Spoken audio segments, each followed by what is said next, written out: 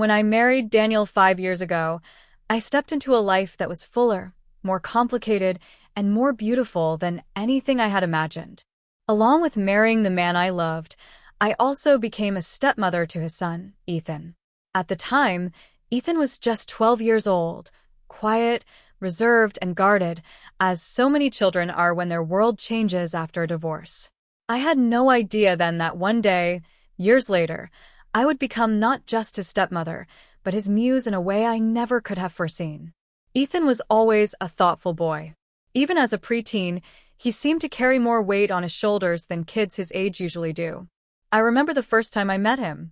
Daniel had invited me over for dinner, and Ethan sat at the table, pushing peas around on his plate while stealing glances at me when he thought I wasn't looking.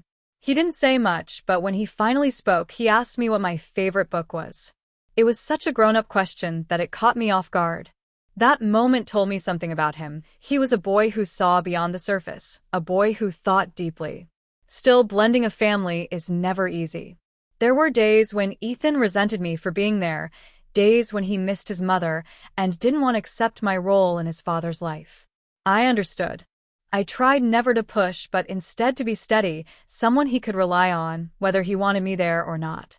Slowly, trust began to build between us, in small moments. Like when I drove him to soccer practice and he opened up about a tough day at school, or when we baked cookies together during the holidays and he laughed so hard flour dusted across his nose. But the real turning point came when Ethan was about 15. He had been struggling at school, not academically, but socially. He wasn't the kind of kid who fit easily into groups. He had a few friends, sure, but more often than not, he was happiest in his own company. One afternoon, while cleaning up around the house, I discovered an old sketchbook in his backpack. It was filled with pencil drawings, some rough, some astonishingly detailed. The one that struck me most was a portrait of his father, Daniel. It wasn't perfect, but it captured something in his father's expression, a depth I had never noticed in photographs before. When I showed it to Daniel later that evening, he was stunned. "I didn't know he could do this," he whispered. That night, Daniel and I decided we would encourage Ethan's gift. We bought him proper sketching pencils, charcoal, and a set of paints. At first, he was embarrassed when he realized we knew about his drawings, but eventually, he warmed to the idea that his talent was something worth sharing. From then on, Ethan began to blossom in a new way. His room slowly transformed into a little art studio. There were canvases propped against the wall, jars filled with brushes, and smudges of color on his desk. Sometimes I'd peek in quietly and watch him work, the way his brow furrowed in concentration, the way he lost track of time. One evening, when Ethan was 16, he came into the living room holding a canvas. "Can I show you something?" he asked. He turned it around, and my breath caught in my chest. It was a painting of me, not just a face, but a whole scene.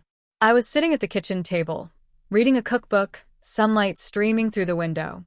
It wasn't just that it looked like me, it was the way he had captured the feeling of the moment, the warmth, the light, the peace.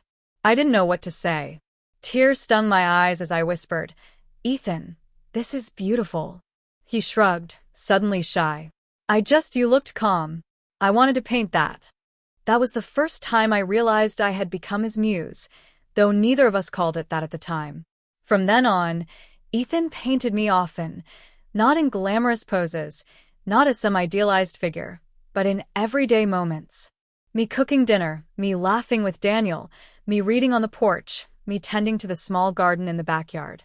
He seemed to find inspiration in the ordinary, and through his eyes, I began to see beauty in parts of myself I had never noticed. Of course, life wasn't without challenges. Not long after, Ethan's mother, Rebecca, found out about his paintings of me. She wasn't unkind, but she was cautious. "I just don't want him to feel torn," she said to Daniel one evening. I understood her concern. Divorce leaves scars, and children often feel caught between two worlds. The last thing I wanted was for Ethan to feel like he was betraying his mother by painting me. But when we gently brought it up to him, Ethan surprised us. He said, "I paint Mom too, but sometimes I see things in you that I don't have words for, so I paint them instead." It was one of the most profound things I had ever heard from him. And it was then I realized that art was not just his hobby. It was his language, his way of processing emotions he couldn't always say out loud. By the time Ethan was 18, his talent had grown immensely.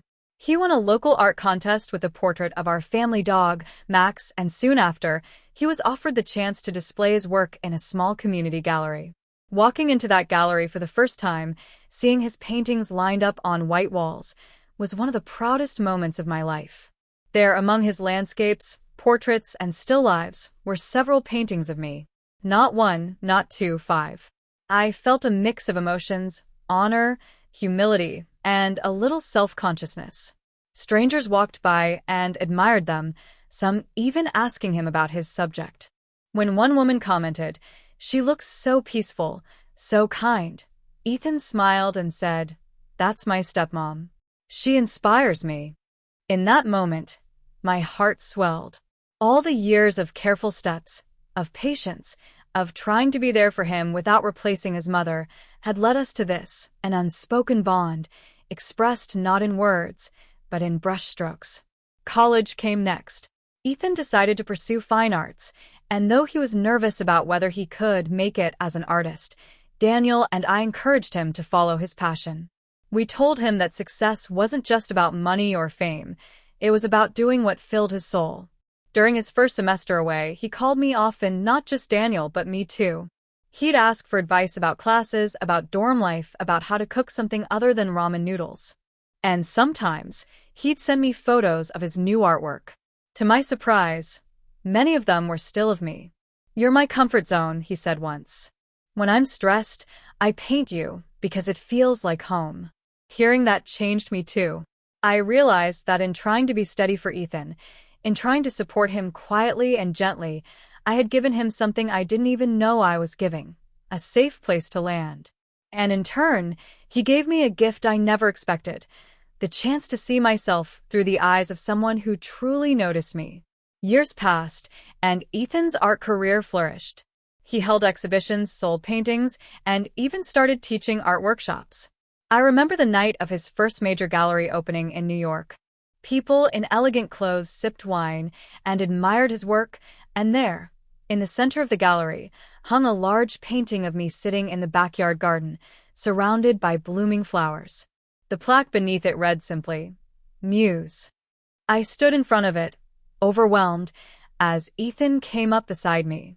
He didn't say anything at first, just smiled at me the way he used to when he was a shy 12-year-old boy. Finally, he whispered, "I couldn't have done any of this without you."